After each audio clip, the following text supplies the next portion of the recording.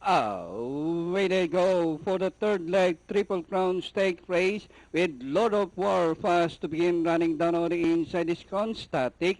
Racing on the outside is Barkley. On the further outside is Hari ng Yambo. Then comes entry number 9 Chase Mosa.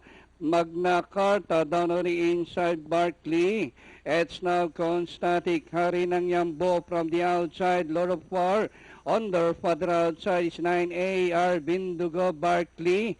Down on the inside is Magna Carta. It's now Hari ng Yambo followed by Constatic. High voltage running in third in between runners Magna Carta. Alongside is Barkley. Then comes Lord of War Arvindugo. Tensile Strength racing on the outside. Chismosa. Finest Material. The Rock second last. And number 4, Just For keeps running at the tail of the field. Hari ng Yambo. And on the outside, rushing up is entry number 1, Constatic, Barkley, Magna Carta, High Voltage down on the inside, and Arvindugo. Passing the half-mile post, Hari ng Yambo via length and half, followed by High Voltage, Constatic, Barkley, racing on the outside, 9A, Arvindugo, and Magna Carta.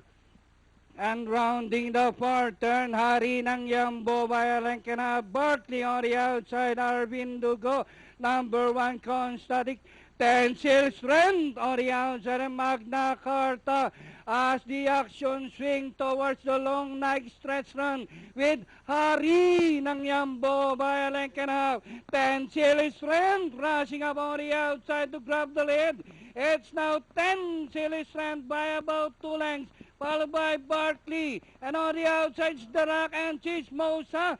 Tensile Strength followed by The Rock on the outside, and nearing the finish line, Tensile Strength backing the third leg Triple Crown Stake race, followed by The Rock, Chismosa, Barkley, Close, Finest Material, and number